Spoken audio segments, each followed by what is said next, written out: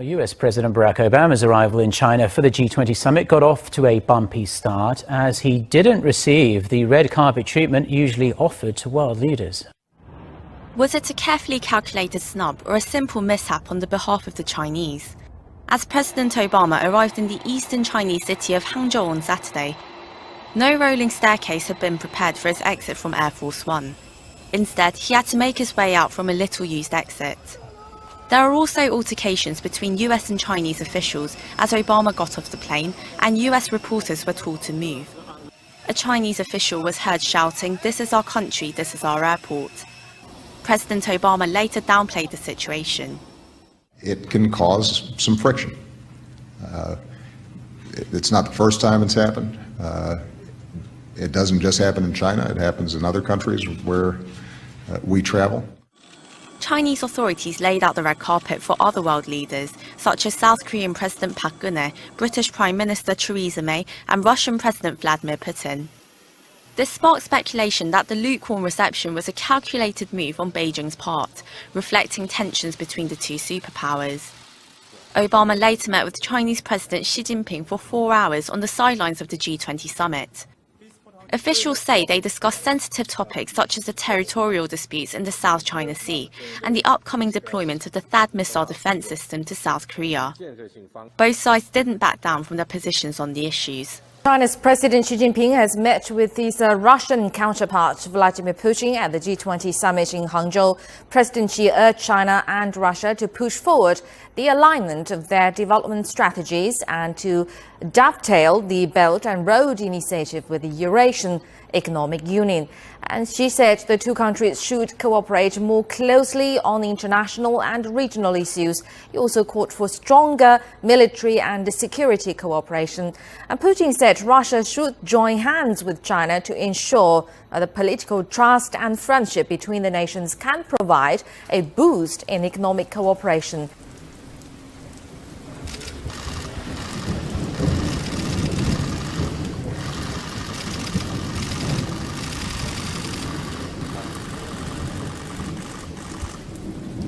Ну, я уже вам говорил, что предприниматели китайские сказали, что вас очень любят мороженое. Я обещал вам привезти. Вот я уже сказал вам, в подарок вам привез целую коробку мороженого.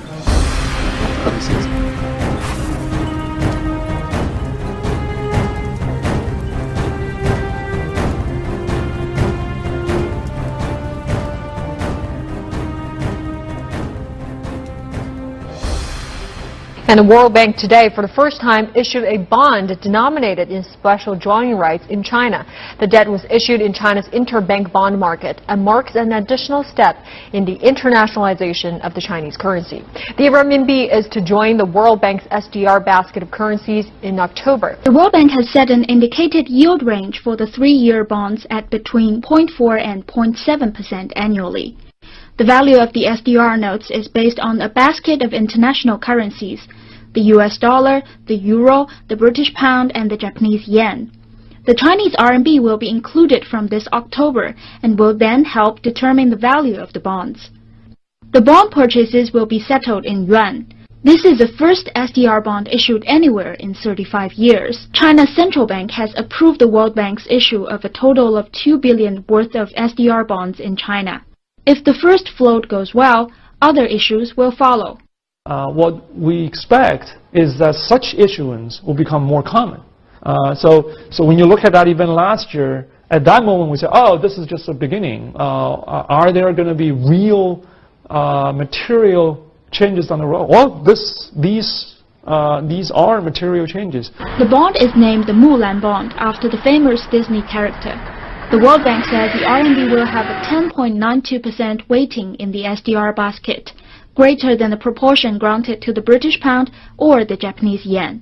The U.S. is not rushing into a deal with Russia to try to end Syria's long and brutal civil war. Officials from both sides spent the weekend trying to reach an agreement.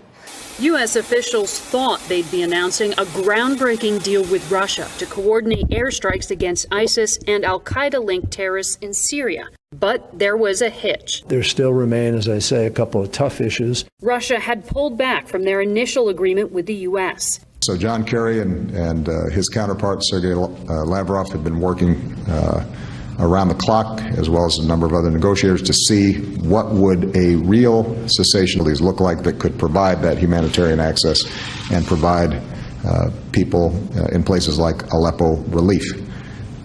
We're not there yet, and understandably, given the previous failures of cessations of hostilities to hold, we approach it with some skepticism, but it is worth trying. Russia's President Vladimir Putin says the conflict in Syria can only be resolved through political means. Putin made the remark in a meeting with a group of world leaders on the sidelines of the G20 summit in eastern China. He added that terrorism could be successfully tackled if countries with vested interests come together for joint efforts. Putin's comments come as Russia and the U.S. are discussing the situation in Syria on the sidelines of the G20 summit. Earlier on Saturday, the U.S. State Department said a deal on Syria was very close, but U.S. Secretary of State John Kerry later dismissed the news. Kerry added that there are tough issues that need to be worked out before Washington and Moscow agree on a deal for Syria. As the U.S. and Russia struggle to reach a ceasefire deal in Syria, fighting rages on. In Aleppo, Syrian government forces and their allies laid siege to rebel-held areas in the east of the city. The offensive relied heavily on Russian air power and reversed key gains by the rebels in early August. In northeastern Syria, Turkey and its allies opened a new line of attack. Turkish tanks rolled across the border, and Syrian fighters swept in from the west to take villages held by Islamic State.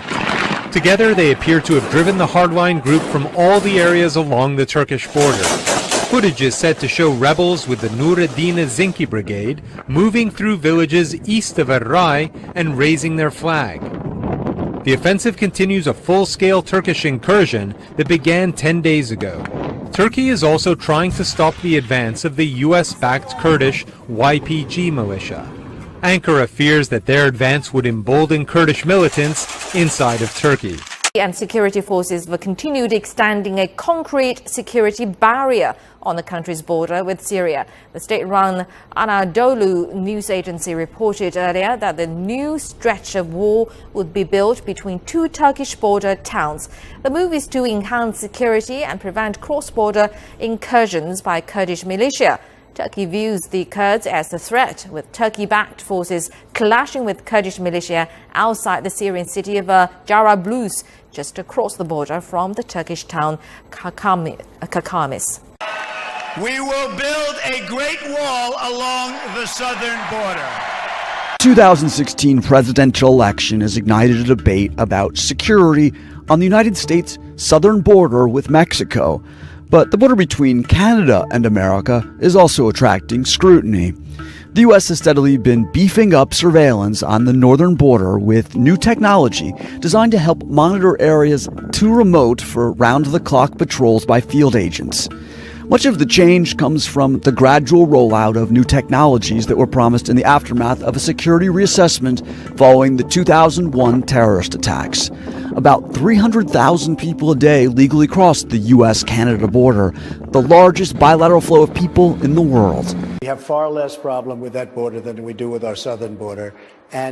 But some legislators in northern border states worry about the possibility of terrorist infiltration due to the number of refugees Canada has taken in. The Canadian government has resettled more than 25,000 Syrians since November of 2015. Currently, 3,700 officers are stationed in 117 authorized land border crossings between the U.S. and Canada. Around 2,200 agents are assigned to patrol the northern border in shifts, a 500% increase since September 11, 2001. But that still leaves only one officer every 2 miles if deployed simultaneously. The European Council has been begging for the world's help during the refugee crisis. Those who criticize us should rather think how to increase their assistance, because what Europe provides is already massive. But now the Council's president is saying countries in the region are close to the limits. Only global efforts supporting refugees and their host communities will be able to bear fruit. Those efforts include demands for more money and more resettlement cooperation in United Nations countries, with a specific call out to the U.S. Keep in mind that the U.S. has contributed the most financially to the United Nations refugee efforts every year since 2009, almost 5 times as much as the next highest donor. The country has been criticized, however, for how few Syrian refugees it has taken in compared to other Western countries. Yet the acceptance of Syrian refugees has sparked a political debate in several European countries. This is a very deep crisis. This is a crisis that is about real interest, but it's also about identity, and it's about important political principles. But in a world where 24 people are displaced every minute, it's unclear where they will go if Europe will no longer accept them. We'll start this hour with breaking news because exit polls suggest that there is embarrassment for Angela Merkel tonight after her party was beaten into 3rd place by the Social Democrats and the right-wing Alternative for Germany party in regional elections in her home state. The vote's being seen as a key popularity test of the Chancellor's policies. It's a stunning defeat for German Chancellor Angela Merkel in her home district. The anti-immigrant Alternative for Germany party, or AfD, taking 2nd place with 21% of the vote, over her conservative Christian Democrats' 19%, according to exit polls. AfD's main candidate, Leif Erik Holm of Mecklenburg-Vorpommern, hailed the results. Maybe today is the beginning of the end of the chancellorship of Angela Merkel. The center-left Social Democrats won 30.5%, but lost ground from the last election. The AfD had campaigned hard against the Chancellor's open-door refugee policy. Polls now show the party making nationwide 1 year ahead of federal elections. And with the G20 summit underway in China, North Korea lobbed not 1, not 2, but 3 ballistic missiles into the East Sea earlier today. The Joint Chiefs of Staff said the missiles are believed to be a medium-range Nodong-class missiles. They flew about 1,000 kilometers, coming down in waters within Japan's air defense identification zone. And the missiles were launched without issuing a no-sail warning. South Korea's military authorities say they've been keeping a close watch on possible provocations as September 9th, this coming Friday, the 68th anniversary of North Korea's founding. Now, North Korea has a track record of provocations around this important date for the regime. 2 years ago, Pyongyang test-fired 2 short-range ballistic missiles to mark the national holiday. And we must also remember that these launches come less than 2 weeks after the North test-fired a submarine-launched ballistic missile. And now Israel has targeted Syria's Golan Heights with an airstrike. Tel Aviv says that it hit cannons of the Syrian army, and the raid was in response to a mortar attack from Syria. Israeli forces also launched a similar attack in the same area just last month in reaction to what they called stray fire from the Syrian side. Israel conducted both attacks from part of the Golan Heights, which is under its occupation. Tel Aviv captured the area back in 1967 and has defied international calls to return the land since then.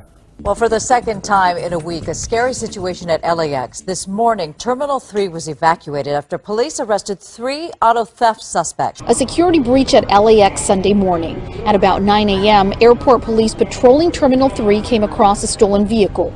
During the arrest procedure, officers asked the people on the sidewalk to move inside the terminal area, but some travelers panicked. There were some people that were concerned for their safety, and they actually moved quickly through the TSA screening areas without being screened. So as a result of that, there were people that were in our sterile areas, and there were even a small number of people that found their way out into the airfield. Everyone was quickly brought back into the public area, but out of an abundance of caution, the entire terminal was evacuated. Officers and explosive detection K9 units then performed a security recheck. We decided to rescreen everyone that was in Terminal 3. And so we did that with the help and support of TSA quickly, and everything came back to kind of normalcy within a brief period of time. During those 2 hours of chaos, all Terminal 3 airlines were impacted. That includes Frontier, JetBlue, Spirit, and Virgin America. 18 incoming and outgoing flights were delayed, with arriving passengers held on the airplanes. The U.S. state of North Dakota, a protest by Native Americans there turns violent after demonstrators criticize the construction of a pipeline on a field they consider sacred land.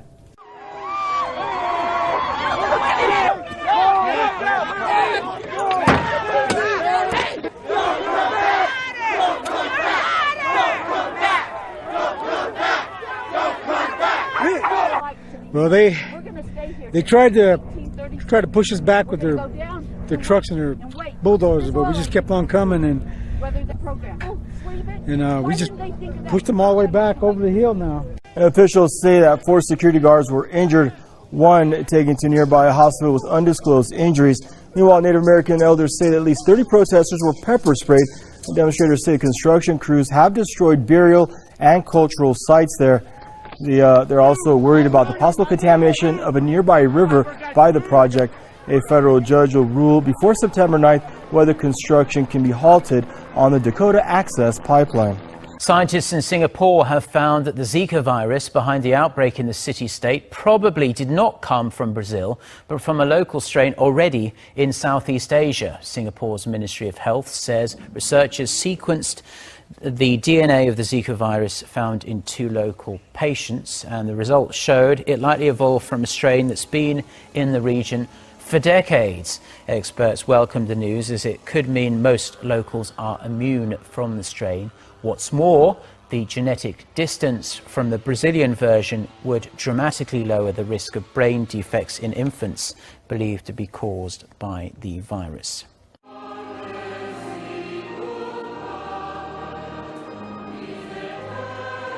Pope Francis officially canonized Mother Teresa on Sunday in an elaborate ceremony in St. Peter's Square. More than 100,000 people from all over the world attended the canonization ceremony.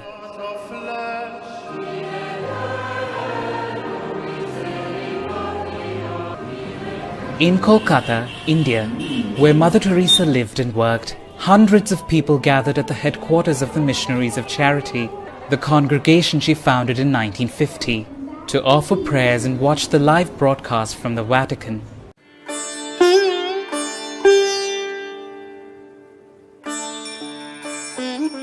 I feel she's there. She's present there. Maya Sadhwani, like many Indians here in Kolkata, worships Mother Teresa alongside Hindu deities.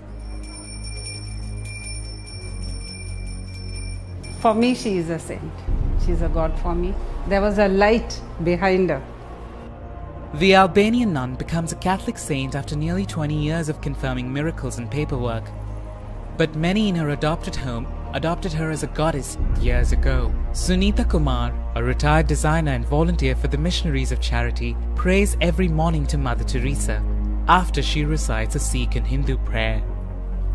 Mary, Mother of Jesus, be a mother to me now, and please help in doing what I want you to do. Many in Kolkata believe Mother Teresa protects them from above. How'd you get so